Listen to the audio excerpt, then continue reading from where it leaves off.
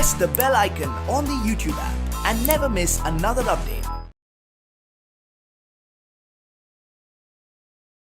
Hello students, ಈಗ ನಾವು geometry ಅಂದರೆ ರೇಖಾಗಣಿತ. ಆ ರೇಖಾಗಣಿತದ ಅರ್ಥ ಏನಪ್ಪ ಅಂತ ತಿಳ್ಕೊಳ್ಳೋಣ.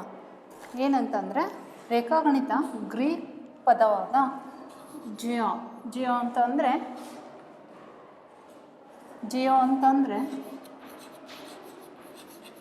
ಭೂಮಿ, ಮೆಟ್ರಿ ಅಂತ ಅಂದರೆ ಅಳತೆ. ಈ ಎರಡು ಪದಗಳಿಂದ ಜಾಮೆಟ್ರಿ ಅಂತ ಪದ ಹುಟ್ಕೊಂಡಿದೆ. ಸೊ ಹಿಂದಿನ ಕಾಲದಲ್ಲೆಲ್ಲ ಏನು ಭೂಮಿಯ ಅಳತೆಗೋಸ್ಕರ ಈ ರೇಖಾಗಣಿತದ ಉಗಮನ ಮಾಡ್ಕೊಂಡಿದ್ದಾರೆ ಅನಿಸುತ್ತೆ. ಸೊ ಇಲ್ಲಿ ನಿಮಗೆ ತಿಳಿದಿರೋ ಪ್ರಕಾರ ರೇಖಾಗಣಿತದ ಪಿತಾಮಹ ಯೂಕ್ಲಿಡ್ ಅಲ್ವಾ. ಸೊ ಯೂಕ್ಲಿಡ್ ಅವರು ಕೊಟ್ಟಿರ್ತಕ್ಕಂಥ ಯೂಕ್ಲಿಡ್ನ ರೇಖಾಗಣಿತದ ಪ್ರಸ್ತಾವನೆ ಅನ್ನೋ ಅಧ್ಯಾಯದ ಬಗ್ಗೆ ನಾವು ಇವತ್ತಿನ ಕ್ಲಾಸಲ್ಲಿ ತಿಳ್ಕೊಳ್ಳೋಣ. ಯೂಕ್ಲಿಡ್ನ ರೇಖಾಗಣಿತದ ಪ್ರಸ್ತಾವನೆ. ಯೂಕ್ಲಿಡ್ನ ರೇಖಾಗಣಿತದ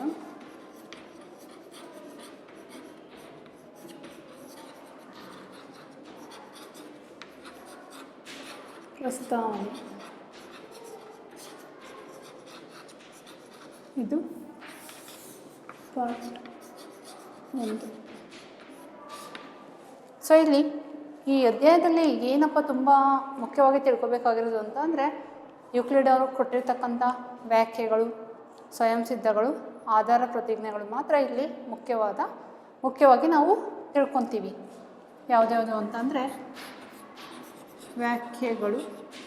ವ್ಯಾಖ್ಯೆಗಳಲ್ಲಿ ಎಲ್ಲ ವ್ಯಾಖ್ಯೆಗಳನ್ನೂ ನಾವು ತಿಳ್ಕೊಳ್ಳೋಲ್ಲ. ಇಲ್ಲಿ 7 ವ್ಯಾಖ್ಯೆಗಳು ಇದ್ದಾವೆ, ಅವನ್ನ ತಿಳ್ಕೊತೀವಿ. ಅದಾದಮೇಲೆ ಆಧಾರ ಪ್ರತಿಜ್ಞೆಗಳು,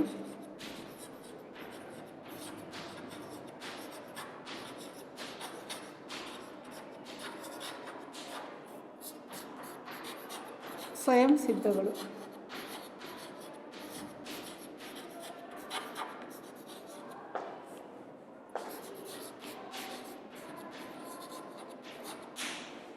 ವ್ಯಾಖ್ಯೆಗಳು ಅಂತಂದರೆ ಯೂಕ್ಲಿಡ್ ಅವರ ಪ್ರಕಾರ ಅವರು ಏನು ಹೇಳಿಕೆ ಕೊಟ್ಟಿದ್ದಾರಲ್ವ ರೇಖಾಗಣಿತದ ಬಗ್ಗೆ, ಸೊ ಅವನ್ನ ವ್ಯಾಖ್ಯೆಗಳು ಅಂತ ಕರೆದಿದ್ದಾರೆ. ಸೊ ಆಧಾರ ಪ್ರತಿಜ್ಞೆಗಳು ಅಂತ ಅಂದರೆ ಆ ಪ್ರತಿಜ್ಞೆಗಳು, ಆ ಅಂಶಗಳನ್ನ ನಾವು ರೇಖಾಗಣಿತದಲ್ಲಿ ಮಾತ್ರ ಊಹೆಗಳ ಮೂಲಕ ತಿಳ್ಕೊತೀವಿ, ಅಂಥವನ್ನ ಆಧಾರ ಪ್ರತಿಜ್ಞೆಗಳು ಅಂತ ಕರೆದಿದ್ದಾರೆ. ಸ್ವಯಂ ಸಿದ್ಧಗಳು ಅಂತ ಅಂದರೆ ಈಗ ಗಣಿತದ ಎಲ್ಲ ಭಾಗಗಳಲ್ಲಿ ತಿಳ್ಕೊಳ್ಳೋವಂಥ ಅಂಶಗಳನ್ನ ನಾವೇನಂತ ಕರಿತೀವಿ, ಸ್ವಯಂ ಸಿದ್ಧಗಳು ಅಂತ ಕರಿತೀವಿ.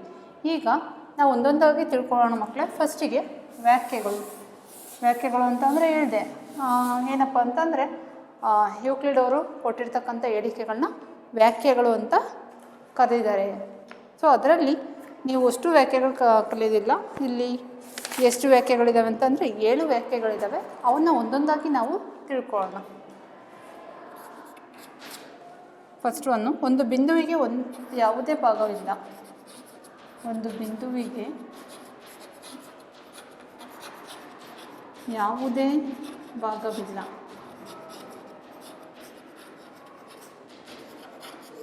ಯೂಕ್ಲಿಡ್ ಅವರ ಪ್ರಕಾರ ಬಿಂದುವಿಗೆ ಏನಿಲ್ಲಪ್ಪ, ಯಾವುದೇ ಭಾಗ ಇರೋದಿಲ್ಲ. ಫಾರ್ ಎಕ್ಸಾಂಪಲ್ ಇದೊಂದು ಬಿಂದು ಅಂತ ಅಂದಾಗ ಇದಕ್ಕೆ ಏನಿರೋದಿಲ್ಲ ಅಂತ ಹೇಳ್ತಾರೆ, ಯಾವುದೇ ಒಂದು ಭಾಗ ಇರೋದಿಲ್ಲ ಅಂತ ಹೇಳ್ತಾರೆ. ಎರಡನೇದು, ಒಂದು ರೇಖೆ ಎಂದರೆ ಅಗಲರಹಿತ ಉದ್ದ. ಒಂದು ರೇಖೆ ಎಂದರೆ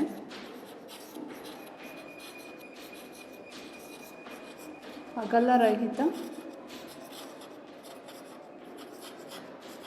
ಉದ್ದ.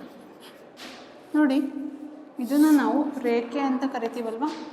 ಸೊ ಈ ರೇಖೆ ಅಂತ ಹೇಳಬೇಕು ಅಂತ ಅಂದರೆ ಯೂಕ್ಲಿಡ್ ಅವರು ಏನು ಹೇಳ್ತಾರೆ ಅಂತಂದರೆ ಈ ರೇಖೆಗೆ ಯಾವುದೇ ಒಂದು ಅಗಲ ಇರೋದಿಲ್ಲ ಅಂತ ಹೇಳ್ತಾರೆ. ಅಗಲರಹಿತವಾದ ಉದ್ದಕ್ಕೆ ಅವ್ರು ಏನು ಅಂತ ಕರೆದ್ರು, ರೇಖೆ ಅಂತ ಕರೀತಾರೆ. ನೆಕ್ಸ್ಟು 3ನೇದು, ಒಂದು ರೇಖೆಯ ಅಂತ್ಯಗಳು ಬಿಂದುಗಳು. ಒಂದು ರೇಖೆಯ ಅಂತ್ಯಗಳು ಬಿಂದುಗಳು.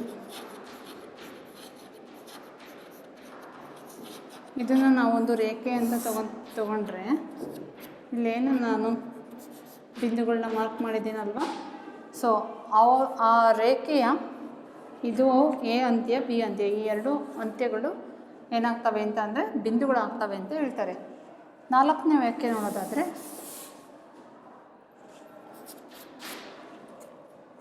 ಒಂದು ಸರಳ ರೇಖೆಯು ಒಂದು ರೇಖೆಯಾಗಿದ್ದು, ಒಂದು ಸರಳ ರೇಖೆನೂ ಒಂದು ರೇಖೆಯಾಗಿರುತ್ತೆ, ತನ್ನ ಮೇಲಿರುವ ಬಿಂದುಗಳ ಮೇಲೆ ಸಮಾನಾಗಿ ಹರಡಿಕೊಂಡಿದೆ ಅಂತ ಅಂದರೆ ಒಂದು ರೇಖೆನೂ ಕೂಡ ಸರಳ ರೇಖೆ, ಒಂದು ಸರಳ ರೇಖೆನೂ ಕೂಡ ಒಂದು ರೇಖೆ ಆಗಿರುತ್ತೆ. ಸೊ ಇಲ್ಲಿ ಒಂದು ಸರಳ ರೇಖೆ ಆಗಬೇಕು ಅಂತ ಅಂದರೆ ಬಿಂದುಗಳು ಸಮಾನಾಗಿ ಈ ಥರ ಹರಡ್ಕೊಂಡಿರ್ಬೇಕಲ್ವಾ. ಸೊ ಅದು 4ನೇ ವಾಕ್ಯದಲ್ಲಿ ಕೊಟ್ಟಿದ್ದಾರೆ. 5ನೇ ವಾಕ್ಯದಲ್ಲಿ ಒಂದು ಮೇಲ್ಮೈ ಎಂದರೆ ಅದಕ್ಕೆ ಉದ್ದ ಮತ್ತು ಅಗಲಗಳು ಇರ್ತವೆ. ಒಂದು ಮೇಲ್ಮೈ ಅಂತ ಕರೆಸ್ಕೋಬೇಕು ಅಂತ ಅಂದರೆ ಅಲ್ಲಿ ಏನಿರುತ್ತೆ, ಅವುಗಳಿಗೆ ಅಗಲ ಮತ್ತು ಉದ್ದ ಇರುತ್ತೆ ಅಂತ ಹೇಳ್ತಾರೆ. ಅಗಲ ಮತ್ತು ಉದ್ದ ಇದ್ದರೆ ಅದನ್ನು ಮೇಲ್ಮೈ ಅಂತ ಕರೀತಾರೆ.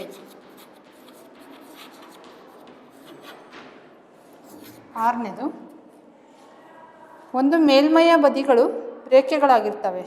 ಒಂದು ಮೇಲ್ಮೈಯ ಬದಿಗಳು ರೇಖೆಗಳು. ಈಗ ಫಾರ್ ಎಕ್ಸಾಂಪಲ್ ಒಂದು ಚೌಕ ಇದೆ ಅಂತ ಅಂದ್ಕೊಳ್ಳೋಣ. ಇಲ್ಲಿ ಏನು ಹೇಳಿದ್ದಾರೆ ಅಂತ ಅಂದರೆ ಒಂದು ಮೇಲ್ಮೈಯ ಬದಿಗಳು ರೇಖೆಗಳಿರ್ತವೆ. ನೋಡಿ, ಇದೊಂದು ಸ್ಕ್ವೇರ್ ಅಲ್ವಾ, ಮೀನ್ಸ್ ಚೌಕ, ABCD ಒಂದು ಚೌಕ. ಈ ಚೌಕದಲ್ಲಿ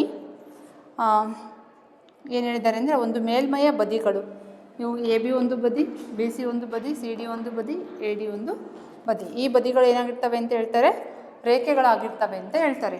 7ನೇದರಲ್ಲಿ, ಒಂದು ಸಮತಲ ಮೇಲ್ಮೈಯು ಒಂದು ಮೇಲ್ಮೈಯಾಗಿದ್ದು ತನ್ನ ಮೇಲಿರುವ ಸರಳ ರೇಖೆಗಳ ಮೇಲೆ ಸಮಾನಾಗಿ ಹರಡಿಕೊಂಡಿವೆ. ಅಂದರೆ ಒಂದು ಸಮತಲ ಮೇಲ್ಮೈ, ಇದನ್ನು ನಾವು ಸಮತಲ ಮೇಲ್ಮೈ ಅಂತ ಕರಿಬೋದಲ್ವ. ಸೊ ಈ ಮೇಲ್ಮೈಯು ಏನಾಗಿರುತ್ತೆ ಅಂದರೆ ತನ್ನ ಮೇಲಿರುವ ಸರಳ ರೇಖೆಗಳ ಮೇಲೆ, ಇವಷ್ಟು ಸರಳ ರೇಖೆಗಳು ಅಂತ ಅಂದ್ಕೊಂಡಾಗ ಆ ಅಷ್ಟು ಸರಳ ರೇಖೆಗಳ ಮೇಲೆ ಏನಾಗಿರುತ್ತೆ ಅಂದರೆ ಸಮಾನವಾಗಿ ಹರಡಿಕೊಂಡಿರುತ್ತೆ ಅಂತ 7ನೇ ವಾಕ್ಯದಲ್ಲಿ ಕೊಟ್ಟಿದ್ದಾರೆ. ಇವು ವ್ಯಾಖ್ಯೆಗಳ ಬಗ್ಗೆ. ನೆಕ್ಸ್ಟು ನಾವು ಅವರು ಯೂಕ್ಲಿಡ್ ಅವರು ಕೊಟ್ಟಿರ್ತಕ್ಕಂಥ ಕೆಲವು ಸ್ವಯಂ ಸಿದ್ಧಗಳ ಬಗ್ಗೆ ತಿಳ್ಕೊಳ್ಳೋಣ.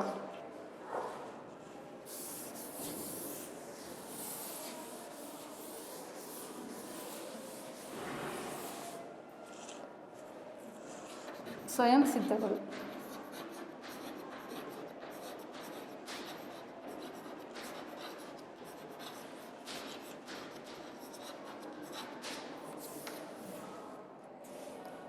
ಸ್ವಯಂ ಸಿದ್ಧಗಳು ಒಂದು ಅಂಶಕ್ಕೆ ಸಮನಾಗಿರುವ ಅಂಶಗಳು ಒಂದಕ್ಕೊಂದು ಸಮ. ಒಂದೇ ಅಂಶಕ್ಕೆ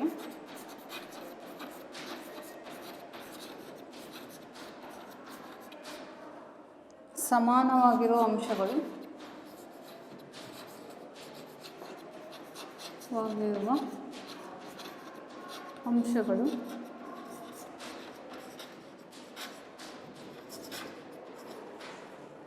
ಒಂದಕ್ಕೊಂದು ಸಮ.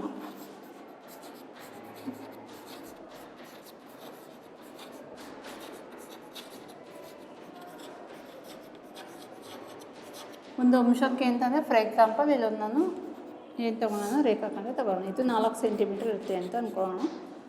AB ಅನ್ನೋದು 4 ಸೆಂಟಿಮೀಟ್ರ್ ಆಯ್ತಪ್ಪ. ಇದು ಒಂದು ಅಂಶ ಅಂತ ಅಂದ್ಕೊಳ್ಳೋಣ.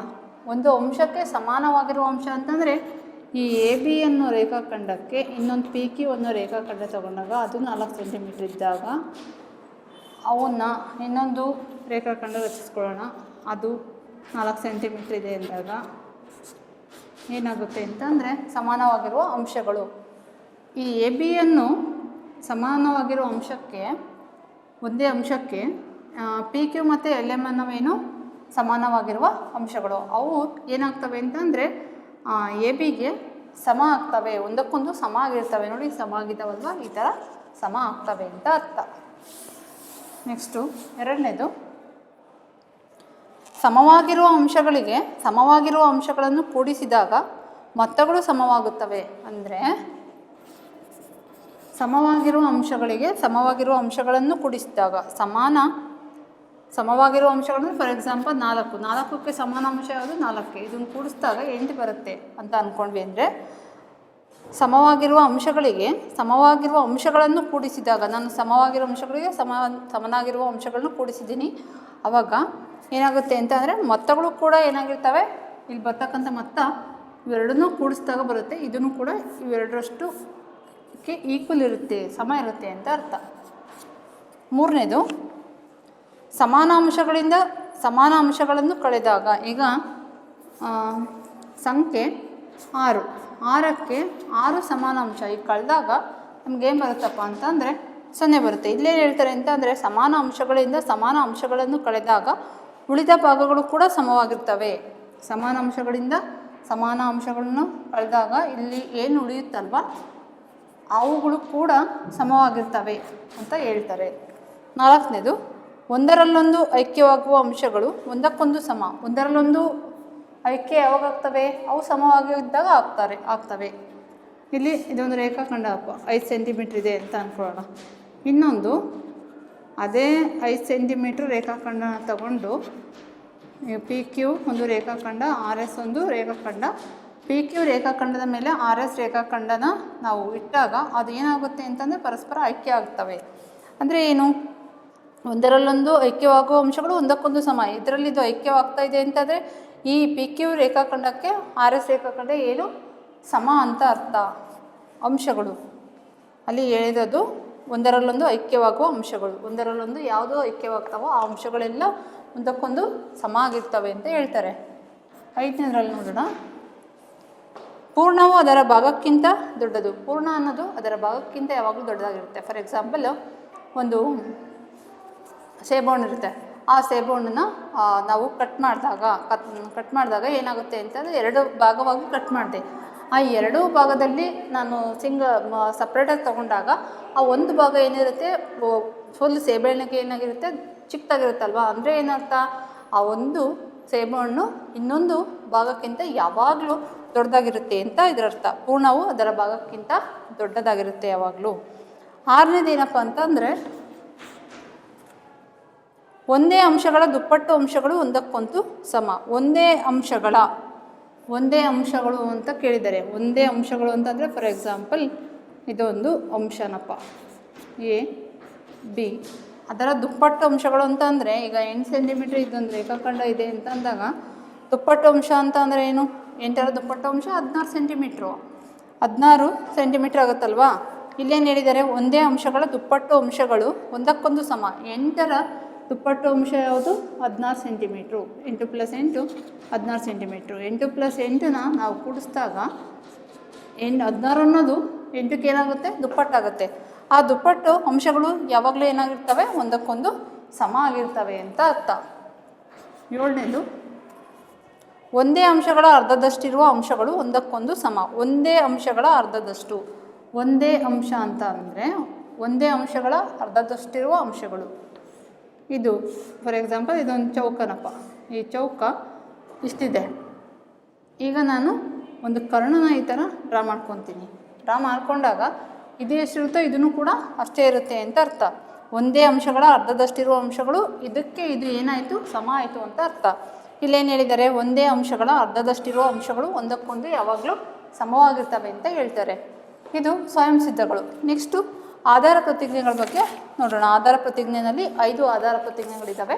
ಸೊ ಅವನ್ನ ಈಗ ಕಲ್ತ್ಕೊಳ್ಳೋಣ.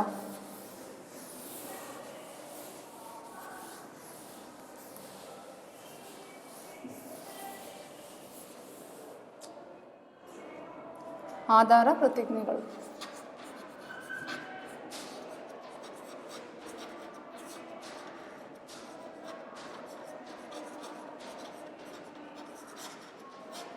ಆಧಾರ ಪ್ರತಿಜ್ಞೆ 1. ಆಧಾರ ಪ್ರತಿಜ್ಞೆ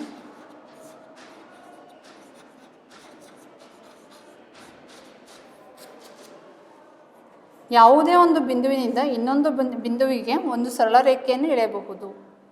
ಯಾವುದೇ ಒಂದು ಬಿಂದುವಿನಿಂದ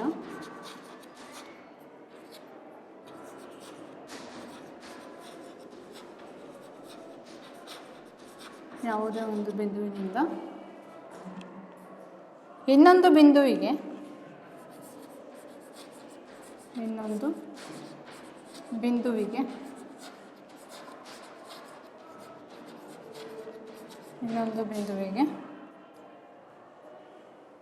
ಒಂದು ಸರಳ ರೇಖೆಯನ್ನು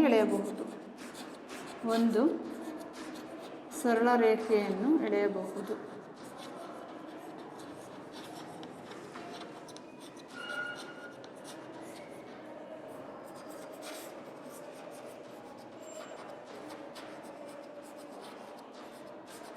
ಇಲ್ಲಿ ನೋಡಿ, ಯಾವುದೇ ಒಂದು ಬಿಂದುವಿನಿಂದ, ಇದೊಂದು ಬಿಂದಪ್ಪ, ಇನ್ನೊಂದು ಬಿಂದುವಿಗೆ, ಇದು ಇನ್ನೊಂದು ಬಿಂದುವಿಗೆ ಒಂದು ಸರಳ ರೇಖೆನ ಎಳಿಬೋದು. ಇಲ್ಲಿಂದ ಇಲ್ಲಿಗೆ ಒಂದು ಸರಳ ರೇಖೆನ ಎಳಿಬೋದು ಅಂತ ಹೇಳ್ತಾರೆ.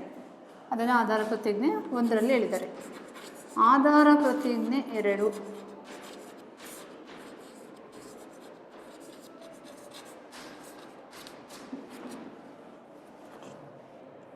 ಆಧಾರ ಪ್ರತಿಜ್ಞೆ 2ಕ್ಕೆ ಹೋಗೋಕ್ಕಿಂತ ಮುಂಚೆ ಸ್ವಯಂ ಸಿದ್ಧ ಅಂತ ಇದೆ. ಸ್ವಯಂ ಸಿದ್ಧ 2.1.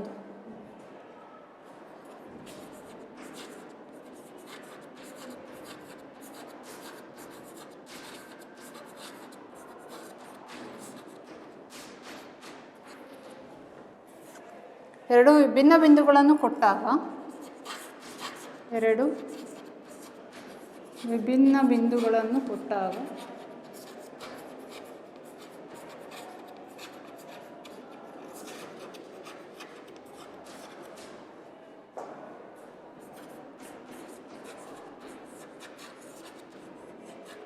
ಬಿಂದುಗಳನ್ನು ಕೊಟ್ಟಾಗ ಅವುಗಳ ಮೂಲಕ ಹಾದು ಹೋಗುವಂತೆ ಒಂದೇ ಒಂದು ಸರಳ ರೇಖೆ ಇರುತ್ತದೆ.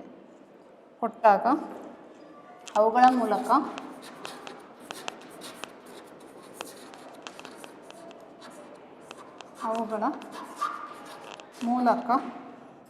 ಹಾದು ಹೋಗುವಂತೆ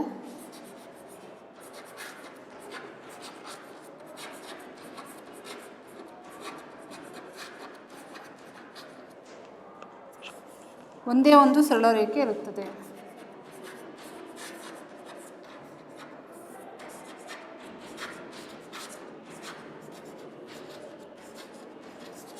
ಸರಳ ರೇಖೆ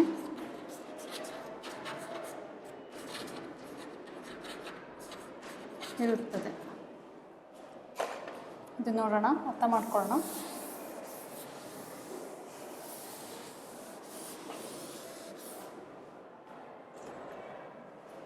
ಎರಡು ವಿಭಿನ್ನ ಬಿಂದುಗಳನ್ನು ಕೊಟ್ಟಾಗ, ವಿಭಿನ್ನ ಅಂದರೆ ಇಲ್ಲೊಂದು ಬಿಂದು ಇರುತ್ತೆ, ಇಲ್ಲೊಂದು ಬಿಂದು ಇರುತ್ತೆ ಅಂದ್ಕೊಳ್ಳೋಣ. ಎರಡು ವಿಭಿನ್ನ ಬಿಂದುಗಳು ಕೊಟ್ಟಾಗ ಅವುಗಳ ಮೂಲಕ ಹಾದು ಹೋಗುವಂತೆ ಅಂದರೆ ಇಲ್ಲಿಂದ ಇಲ್ಲಿಗೆ ಹಾದು ಹೋಗುವಂತೆ ಒಂದೇ ಒಂದು ಸರಳ ರೇಖೆ ಇರುತ್ತದೆ. ಏನಿರುತ್ತೆ? ಸರಳ ರೇಖೆ ಇರುತ್ತೆ ಅಂತ ಅರ್ಥ. ಅವುಗಳ ಮೂಲಕ ಒಂದೇ ಒಂದು ಸರಳ ರೇಖೆ ಇರುತ್ತೆ. ಸೊ ಮತ್ತೆ ಇಲ್ಲಿ ಏನು ಕೊಟ್ಟಿದ್ದಾರೆ ಅಂತಂದರೆ, ಒಂದು ಬಿಂದುವಿನ ಮೂಲಕ ಎಷ್ಟು ಬೇಕಾದರೂ ಸರಳ ರೇಖೆನ ಎಳಿಬೋದು ಅಂತ ಈ ರೇಖಾಚಿತ್ರದಲ್ಲಿ ನೋಡಿದರೆ ಗೊತ್ತಾಗುತ್ತೆ. ಈ ಥರ ಎರಡು ವಿಭಿನ್ನ ಬಿಂದುಗಳನ್ನು ಕೊಟ್ಟಾಗ ಅಲ್ಲಿ ಒಂದು ಸರಳ ರೇಖೆ ಇರುತ್ತೆ. ಬಟ್ ಒಂದು ಬಿಂದುವಿನಿಂದ ಎಷ್ಟು ಬೇಕಾದರೂ ಸರಳ ರೇಖೆನ ಎಳಿಬೋದು. ನೋಡಿ, ಇಲ್ಲಿನೂ ಅಷ್ಟೇ, ಎಷ್ಟು ಬೇಕಾದರೂ ಸರಳ ರೇಖೆನ ನಾವು ಎಳಿಬೋದು. ನೆಕ್ಸ್ಟು ಆಧಾರ ಪ್ರತಿಜ್ಞೆ 2. ಆಧಾರ ಪ್ರತಿಜ್ಞೆ 2ರಲ್ಲಿ ಒಂದು ಅಂತ್ಯಗೊಂಡಿರುವ ರೇಖೆಯನ್ನು ಅನಿರ್ದಿಷ್ಟವಾಗಿ ವಿಸ್ತರಿಸಬಹುದು. ಒಂದು ಅಂತ್ಯಗೊಂಡಿರುವ ರೇಖೆನ ನಾವು ಏನು ಮಾಡ್ಬೋದು ಅಂತಂದರೆ, ಅನಿರ್ದಿಷ್ಟವಾಗಿ ಈ ಥರ ಏನು ಮಾಡ್ಬೋದು, ವೃದ್ಧಿಸ್ಬೋದು, ವಿಸ್ತರಿಸ್ಬೋದು ಅಂತ ಅರ್ಥ. ಇದು 2ನೇ ಆಧಾರ ಪ್ರತಿಜ್ಞೆ. 3ನೇ ಆಧಾರ ಪ್ರತಿಜ್ಞೆಯಲ್ಲಿ ಯಾವುದೇ ಕೇಂದ್ರದಿಂದ ಮತ್ತು ಯಾವುದೇ ತ್ರಿಜ್ಯದಿಂದ ಒಂದು ವೃತ್ತವನ್ನು ಎಳೆಯಬಹುದು. ಎಷ್ಟೇ ತ್ರಿಜ್ಯ ಇದ್ರೂ ಅಲ್ಲಿ ನಮಗೆ ಎಷ್ಟು ವೃತ್ತನ ಎಳೆಯೋಕ್ಕೆ ಸಾಧ್ಯ? ಫಾರ್ ಎಕ್ಸಾಂಪಲ್ ನೋಡಪ್ಪ, ಇದು ಒಂದು 5 ಸೆಂಟಿಮೀಟರ್ ಇರ್ತಕ್ಕಂಥ ತ್ರಿಜ್ಯ. 5 ಸೆಂಟಿಮೀಟರ್ ಇರ್ತಕ್ಕಂಥ ತ್ರಿಜ್ಯ ಇದು. ನಾನೀಗ ಇದನ್ನು ಈ ಥರ ಒಂದು ವೃತ್ತನ ಡ್ರಾ ಮಾಡ್ತೀನಿ. ಅದೇ ಥರ ಈಗ 6 ಸೆಂಟಿಮೀಟ್ರ್ ತಗೊಂಡೆ ತ್ರಿಜ್ಯನ. ಈ 6 ಸೆಂಟಿಮೀಟ್ರ್ ತ್ರಿಜ್ಯದಿಂದ ನೋಡಿರಿ ಈ ಥರ ಒಂದು ಸರ್ಕಲ್, ಒಂದು ವೃತ್ತನ ಎಳಿಬೋದು. ಅಂದರೆ ಏನು, ಒಂದು ತ್ರಿಜ್ಯದಿಂದ ಒಂದೇ ವೃತ್ತನ ಎಳಿಬೋದು. 5 ಸೆಂಟಿಮೀಟ್ರ್ ಇದ್ದಾಗಲೂ ಒಂದೇ ವೃತ್ತ, 6 ಸೆಂಟಿಮೀಟ್ರ್ ಇದ್ದಾಗಲೂ ಕೂಡ ಒಂದೇ ವೃತ್ತ. ಸೊ ಇಲ್ಲಿ ಆಧಾರ ಪ್ರತಿಜ್ಞೆ 3 ಈ ಥರ ಇರುತ್ತೆ. ಸೊ ನೆಕ್ಸ್ಟು 4ನೇ ಆಧಾರ ಪ್ರತಿಜ್ಞೆಯಲ್ಲಿ ಏನಿದೆ ನೋಡೋಣ. ಆಧಾರ ಪ್ರತಿಜ್ಞೆ 4, ಎಲ್ಲ ಲಂಬಕೋನಗಳು ಒಂದಕ್ಕೊಂದು ಸಮವಾಗಿರ್ತವೆ ಅಂತ ಹೇಳುತ್ತೆ. ಎಲ್ಲ ಲಂಬಕೋನಗಳು ಒಂದಕ್ಕೊಂದು ಸಮ. ಈಗ ನೋಡಿ ಇದು ಒಂದು ಲಂಬಕೋನ ಅಲ್ವಾ, 90 ಡಿಗ್ರಿ ಇದೆ. ನಾನು ಅದಕ್ಕೆನ ಚಿಕ್ಕದಾಗಿ ತಗೊತೀನಿ ಇನ್ನೊಂದು ಲಂಬಕೋನನ. ಇನ್ನೊಂದು ಲಂಬಕೋನ ತಗೊಳ್ಳೋಣ.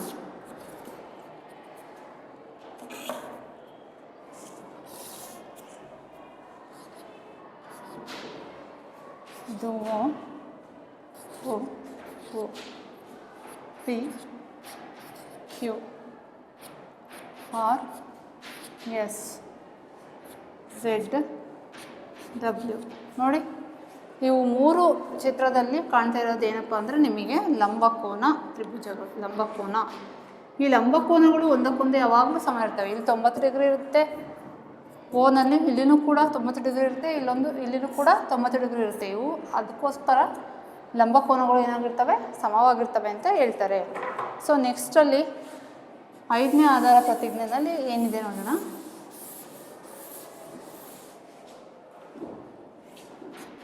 5ನೇ ಆಧಾರ ಪ್ರತಿಜ್ಞೆ, 2 ಸರಳ ರೇಖೆಗಳನ್ನು ಇನ್ನೊಂದು ಸರಳ ರೇಖೆ ಛೇದಿಸಿದಾಗ, 2 ಸರಳ ರೇಖೆ ಕೊಟ್ಟಿರ್ತಾರೆ, ಅದ್ರ ಮೇಲೆ ಇನ್ನೊಂದು ಸರಳ ರೇಖೆ ಏನಾದಾಗ ಛೇದಿಸಿದಾಗ ಅಂದರೆ ಹೆಂಗೆ, 2 ಸರಳ ರೇಖೆ ಅಲ್ಲೇ ಇರೋದು 2 ಸರಳ ರೇಖೆ, ಇದೊಂದು ಸರಳ ರೇಖೆ, ಇದೊಂದು ಸರಳ ರೇಖೆ, ಇಲ್ಲಿ ಒಂದು ಈ ಥರ ಲೈನು ಸರಳ ರೇಖೆ, ಆ 2 ಸರಳ ರೇಖೆ ಮೇಲೆ ಛೇದಿಸಿದಾಗ ಅದರ ಒಂದೇ ಬದಿಯಲ್ಲಿರುವ ಅಂತಹ ಕೋನಗಳನ್ನು ಒಟ್ಟಿಗೆ ತೆಗೆದುಕೊಂಡಾಗ, ಅದರ ಒಂದೇ ಬದಿಯಲ್ಲಿರುವ ಅಂತಹ ಕೋನಗಳು ಅಂತ ಅಂದರೆ ಯಾವುದು, ಈ ಕೋನಕ್ಕೆ ಈ ಕೋನ ಅಲ್ವಾ, ಅಂತಹ ಕೋನಗಳು ಅಂದರೆ ಅದರ ಒಳಗಿರ್ತಕ್ಕಂಥ ಕೋನಗಳು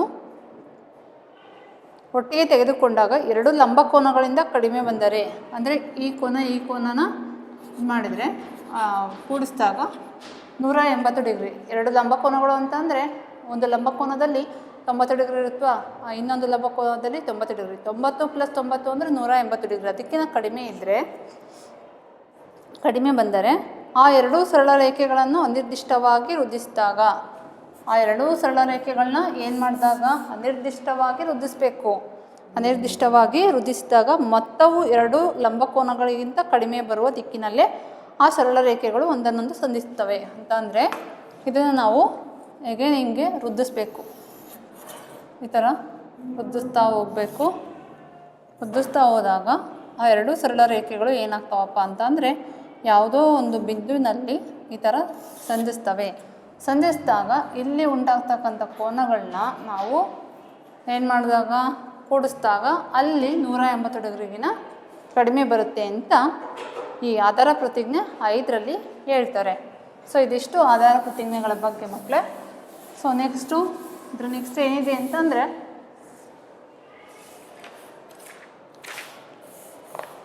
ಅಭ್ಯಾಸದ ಲೆಕ್ಕಗಳು ಇದ್ದಾವೆ. ಅಭ್ಯಾಸದ ಲೆಕ್ಕಗಳನ್ನ ಈಗ ನಾವು ಸಾಲ್ವ್ ಮಾಡೋಣ.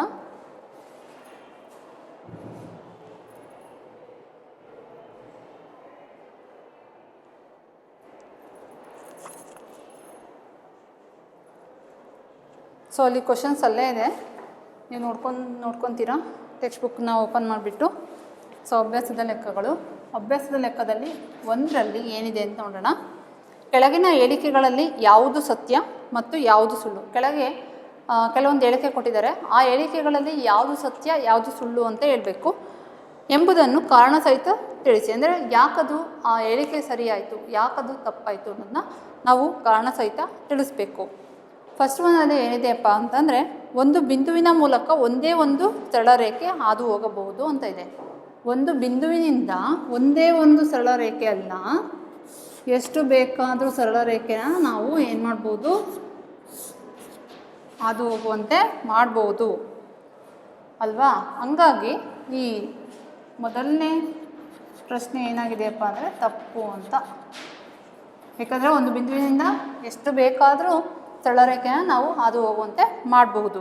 ಎರಡನೇ ಕ್ವಶನಲ್ಲಿ ಎರಡು ಪ್ರತ್ಯೇಕ ಬಿಂದುಗಳ ಮೂಲಕ, ಎರಡು ಪ್ರತ್ಯೇಕ ಬಿಂದುಗಳಂದರೆ ಇಲ್ಲೊಂದು ಬಿಂದು ಇದ್ದರೆ ಇಲ್ಲೊಂದು ಬಿಂದು ಇರುತ್ತೆ, ಆಗ ನಾವು ಒಂದು ಸರಳ ರೇಖೆನ ಡ್ರಾ ಮಾಡ್ಬೋದು, ಎಳಿಬೋದು ಅಂತ ನಂಗೆ ಗೊತ್ತಿದೆ.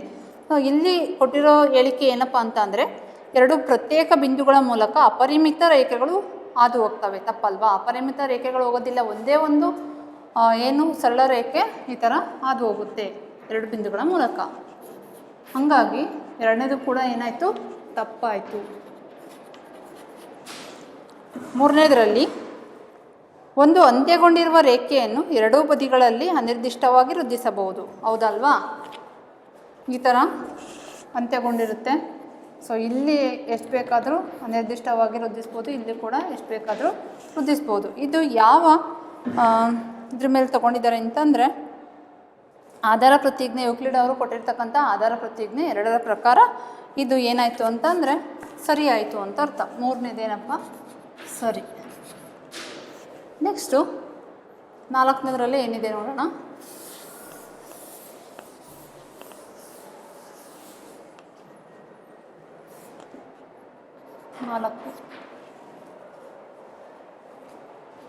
ನಾಲ್ಕನೇದರಲ್ಲಿ ಎರಡು ವೃತ್ತಗಳು ಸಮ ಎಂದಾದರೆ ಅವುಗಳ ತ್ರಿಜ್ಯಗಳು ಸಮವಾಗಿರ್ತವೆ. ಎರಡು ವೃತ್ತಗಳು ಯಾವಾಗ ಸಮ ಅಂತ ಹೇಳ್ತೀವಿ, ಆ ವೃತ್ತಗಳಲ್ಲಿನ ತ್ರಿಜ್ಯಗಳು ಒಂದಕ್ಕೊಂದು ಸಮ ಇರಬೇಕು. ಫಾರ್ ಎಕ್ಸಾಂಪಲ್, ನಾವು 4 ಸೆಂಟಿಮೀಟರ್ ಇರ್ತಕ್ಕಂಥ ತ್ರಿಜ್ಯನ ನಾನು ಹೇಳ್ಕೊಂಡಿದ್ದೀನಿ ಅಂತ ಅಂದರೆ, ಇನ್ನೊಂದು 4 ಸೆಂಟಿಮೀಟರ್ ತ್ರಿಜ್ಯನ ಹೇಳ್ಕೊಂಡಾಗ ಅವೆರಡು ಏನಾಗಿರ್ತವೆ, ಆ ವೃತ್ತಗಳು ಸಮವಾಗಿರ್ತವೆ. ಹಂಗಾಗಿ 4ನೇದು ಕೂಡ ಸರಿಯಾಯಿತು.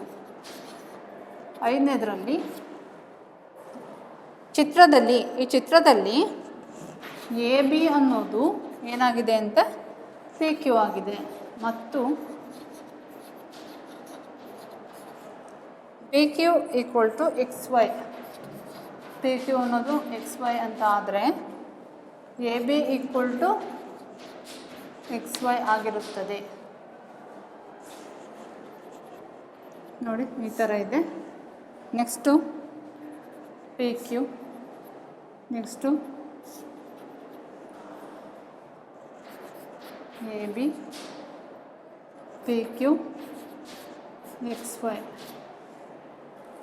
ಇಲ್ಲೇನು ಅಂತ ಅಂದರೆ, ಎ ಬಿ ಅನ್ನೋದು ಪಿ ಕ್ಯೂಗೆ ಸಮ ಮತ್ತು ಪಿ ಕ್ಯೂ ಅನ್ನೋದು ಎಕ್ಸ್ ವೈಗೆ ಸಮ. ಹಾಗಾದರೆ ಎ ಬಿ ಅನ್ನೋದು ಎಕ್ಸ್ ವೈಗೆ ಸಮ. ಅಂದರೆ ಯಾವ ಸ್ವಯಂ ಸಿದ್ಧದ ಪ್ರಕಾರ ಅಂತ ಅಂದರೆ, ಒಂದು ಅಂಶಕ್ಕೆ ಸಮಾನವಾಗಿರುವ ಅಂಶಗಳು ಕೂಡ ಏನಾಗಿರ್ತವೆ, ಒಂದಕ್ಕೊಂದು ಸಮ ಇರ್ತವೆ ಅಂತ ಅರ್ಥ. ಈ ಆಧಾರದ ಮೇಲೆ A B equal to P Q, P Q equal to X Y ಅಂತ ಆದರೆ A B equal to X Y ಅಂತ ನಾವು ಹೇಳ್ಬೋದು. 6ನೇದು ಇಲ್ಲ, ಇದು ನೆಕ್ಸ್ಟು ಮೇನ್, ಸೆಕೆಂಡ್ ಮೇನು. ಇದು ಫಸ್ಟ್ ಮೇನು, ನೆಕ್ಸ್ಟ್ ಮಾಡೋದು ನಾವು ಸೆಕೆಂಡ್ ಮೇನು. 2ನೇ ಮೇನಲ್ಲಿ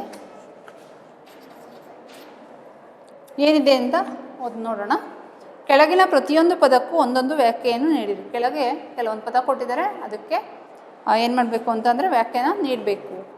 ಅವುಗಳನ್ನ ವ್ಯಾಖ್ಯಾನಿಸುವ ಮೊದಲು ಬೇರೆ ಯಾವುದಾದರೂ ಪದಗಳನ್ನು ವ್ಯಾಖ್ಯಾನಿಸುವ ಅಗತ್ಯವಿದೆಯೇ? ಅದಕ್ಕೆ ಮುಂಚೆ ಏನಾದರೂ ವ್ಯಾಖ್ಯಾನಿಸ್ಬೋದಾ ಅಂತ ಕ್ವಶನು. ಇದ್ದರೆ ಅವುಗಳು ಯಾವುವು, ಇದ್ದರೆ ಅವು ಯಾವುವಪ್ಪ ಅಂತ ಕೇಳಿದ್ದಾರೆ. ನೀವು ಅವುಗಳನ್ನು ಹೇಗೆ ವ್ಯಾಖ್ಯಾನಿಸುವಿರಿ, ನೀವು ಅವನ್ನ ಹೆಂಗೆ ವ್ಯಾಖ್ಯಾನಿಸುವಿರಿ ಅಂತ ಕ್ವಶನು. ಅದರಲ್ಲಿ ಫಸ್ಟ್ ಒನ್ನು ಸಮಾಂತರ ರೇಖೆಗಳು. ಸಮಾಂತರ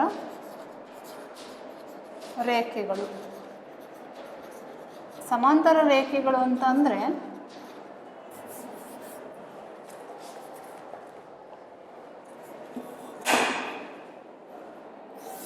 ಈಗ ಇದೊಂದು 10 ಸೆಂಟಿಮೀಟ್ರ್ ಇದೆ. ನೆಕ್ಸ್ಟು ಇಲ್ಲಿನೂ ಕೂಡ 10 ಸೆಂಟಿಮೀಟರ್ ಇದೆ. ಇವುಗಳ ನಡುವಿನ ಅಂತರ, ಈ ರೇಖೆಗಳ ನಡುವಿನ ಅಂತರ 5 ಸೆಂಟಿಮೀಟ್ರ್ ಇದೆ. ಇದಕ್ಕೆ ನೇಮ್ ಕೊಡೋಣ ABCD ಅಂತ. ABCDನ ಯಾಕೆ ನಾವು ಸಮಾಂತರ ರೇಖೆಗಳು ಅಂತ ಕರಿತೀವಿ ಅಂತ ಅಂದರೆ, AB ಅನ್ನೋ ಸರಳ ರೇಖೆದು ಉದ್ದ ಎಷ್ಟಿದೆ 10 ಸೆಂಟಿಮೀಟರ್ ತೊಗೊಂಡ್ರೆ ಇದನ್ನು 10 ಸೆಂಟಿಮೀಟರ್ ತೊಗೊಂಡಿದ್ದೀನಿ. ಮತ್ತು ಈ ರೇಖೆಗಳ ನಡುವಿನ ಅಂತರ ಎಷ್ಟು ತೊಗೊಂಡಿದ್ದೀನಿ 5 ಸೆಂಟಿಮೀಟ್ರ್ ತೊಗೊಂಡಿದ್ದೀನಿ. ಹೀಗಿದ್ರೆ ಅವನ್ನ ಸಮಾಂತರ ರೇಖೆಗಳು ಅಂತ ಹೇಳ್ತೀವಿ. ಅಂದರೆ ರೇಖೆಗಳು ಸಮಾಂತರ ಆಗಬೇಕು ಅಂತ ಅಂದರೆ ಆ ರೇಖೆಗಳು ಪರಸ್ಪರ ಸಮವಾಗಿರಬೇಕು ಮತ್ತು ಆ ರೇಖೆಗಳ ನಡುವಿನ ಅಂತರ ಏನಾಗಿರಬೇಕು, ಸಮ ಇರಬೇಕು ಎಲ್ಲ ಕಡೆ. ಇದು ಈ ಸರಳ ರೇಖೆಗಳು ಕೊನೆ ಆಗೋವರೆಗೂ ಅಷ್ಟೇ ಅಂತರ ಇರಬೇಕು, ಫಸ್ಟಿಂದನೂ ಕೊನೆವರೆಗೂ ಅಷ್ಟೇ ಅಂತರ ಇರಬೇಕು. ಸೊ ಇಲ್ಲಿ ಸಮಾಂತರ ರೇಖೆಗಳು ಅಂತ ಹೇಳಬೇಕು ಅಂತಂದರೆ ಅದಕ್ಕಿಂತ ಮುಂಚೆ ನಮಗೆ ಏನು ಗೊತ್ತಿರಬೇಕು, ರೇಖೆಗಳು ಅಂತ ಅಂದರೆ ಏನು, ಅಂತರ ಅಂತ ಅಂದರೆ ಏನು, ಬಿಂದುಗಳು ಅಂತ ಅಂದರೆ ಏನು, ಮತ್ತು ಈ ಕಿರಣದ ಚಿಹ್ನೆ ಏನನ್ನು ಸೂಚಿಸುತ್ತೆ ಅನ್ನೋದು ಗೊತ್ತಿರಬೇಕಾಗುತ್ತೆ. ನೆಕ್ಸ್ಟು ಎರಡನೇದರಲ್ಲಿ ಏನಿದೆಯಪ್ಪ ಅಂತಂದರೆ ಲಂಬ ರೇಖೆಗಳು. ಲಂಬ ಅಂತ ಅಂದರೆ 90 ಡಿಗ್ರಿ. ಎಲ್ಲಿ 90 ಡಿಗ್ರಿ ಅಂತ ಅಂದರೆ ಹೀಗೆ ರೇಖೆಗಳು ಪರಸ್ಪರ ಛೇದಿಸಿದಾಗ ಥರ ಛೇದಿಸಿರ್ತಾವಲ್ವಾ, ಸೊ ಛೇದಿಸಿದವೆ. ಇಲ್ಲಿ LMPQ ಛೇದಿಸಿದ ಜಾಗದಲ್ಲಿ ಎಷ್ಟು ಕೋನ ಉಂಟಾಗಿದೆ, 90 ಡಿಗ್ರಿ ಕೋನ ಉಂಟಾಗಿದೆ. ಸೊ ಹೀಗಿದ್ದರೆ ಇಂಥ ರೇಖೆಗಳನ್ನ ನಾವು ಲಂಬ ರೇಖೆಗಳು ಅಂತ ಕರಿತೀವಿ.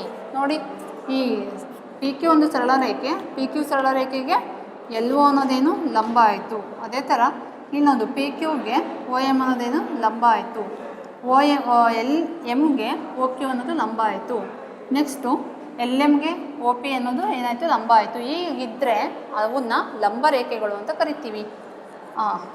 ಇಲ್ಲಿ ಲಂಬ ರೇಖೆಗಳು ಅಂತ ಹೇಳಬೇಕು ಅಂತಂದರೆ ಫಸ್ಟ್ ನಮಗೆ ರೇಖೆ ಅಂದರೆ ಏನು, ಅವು ಎಲ್ಲಿ ಸಂಧಿಸ್ತವೆ, ಅವಾಗ ಎಷ್ಟು ಕೋನ ಉಂಟಾಗ್ತವೆ, ಕೋನ ಅಂತ ಅಂದರೆ ಏನು, ಆಮೇಲೆ ಬಿಂದುಗಳು ಅಂತ ಅಂದರೆ ಏನು ಅಂತ ಗೊತ್ತಿರಬೇಕಾಗುತ್ತೆ ಮಕ್ಕಳೇ. ಸೊ ನೆಕ್ಸ್ಟ್ ಕ್ವಶನಲ್ಲಿ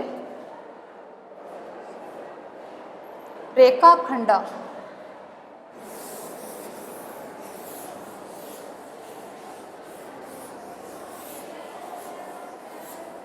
ರೇಖಾಖಂಡ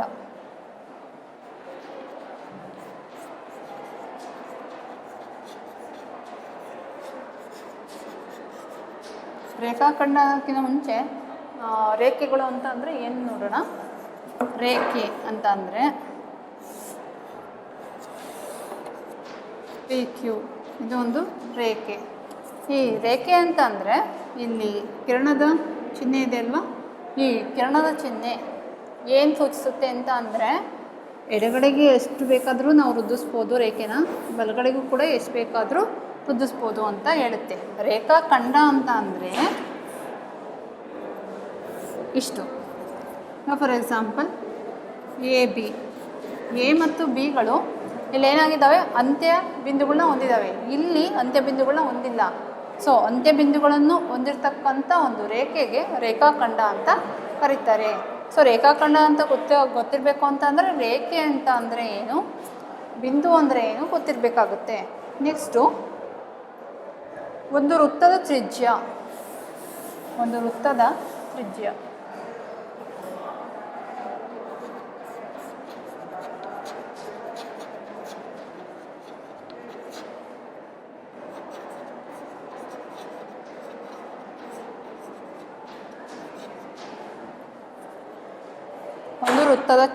ಅಂದರೆ ಈಗ ಫಾರ್ ಎಕ್ಸಾಂಪಲ್ ನಾನು ಒಂದು ವೃತ್ತನ ರಚಿಸ್ಕೊತೀನಿ. ಸೊ ಅಲ್ಲಿ ಇದನ್ನು ಸೇರಿಸಿ ವೃತ್ತ ಅಂತ ಕರಿತೀವಲ್ವ. ವೃತ್ತದ ತ್ರಿಜ್ಯ ಅಂತಂದರೆ ಏನಪ್ಪ ಅಂದರೆ ವೃತ್ತದ ಕೇಂದ್ರದಿಂದ ವೃತ್ತಕ್ಕೆ ಒಂದು ರೇಖಾಖಂಡನ ಎಳೆದರೆ ಅದನ್ನು ಏನಂತ ಕರಿಬೇಕು, ತ್ರಿಜ್ಯ ಅಂತ ಕರಿಬೇಕು. ತ್ರಿಜ್ಯ ಅಂತ ಗೊತ್ತಾಗಬೇಕು ಅಂತಂದರೆ ಇಲ್ಲಿ ವೃತ್ತ ಕೇಂದ್ರ ಅಂದರೆ ಏನು, ವೃತ್ತ ಅಂತ ಅಂದರೆ ಏನು, ರೇಖಾಖಂಡ ಅಂದರೆ ಏನು ಗೊತ್ತಿರಬೇಕಾಗತ್ತೆ. ನೆಕ್ಸ್ಟು 5ನೇದು ಚೌಕ.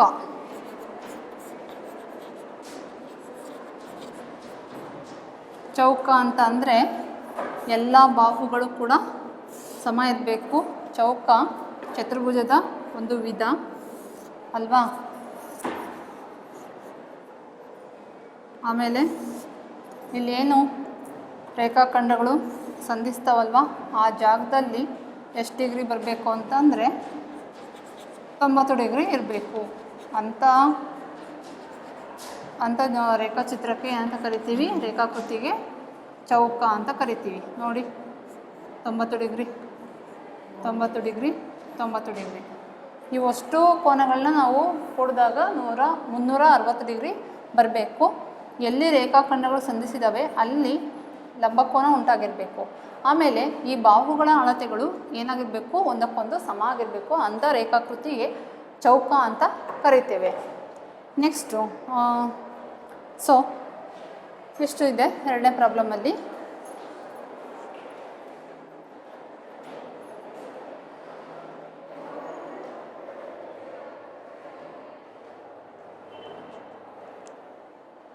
ಸೊ ನೆಕ್ಸ್ಟ್ ಕ್ಲಾಸಲ್ಲಿ ಇನ್ನೇನು ಪ್ರಶ್ನೆಗಳು ಇದ್ದಿದ್ದಾವೆ ಅವನ್ನ ಹೆಂಗೆ ಸಾಲ್ವ್ ಮಾಡಬೇಕು ಅನ್ನೋ ತಿಳ್ಕೊಳ್ಳೋಣ ಮಕ್ಕಳೇ. So thank you.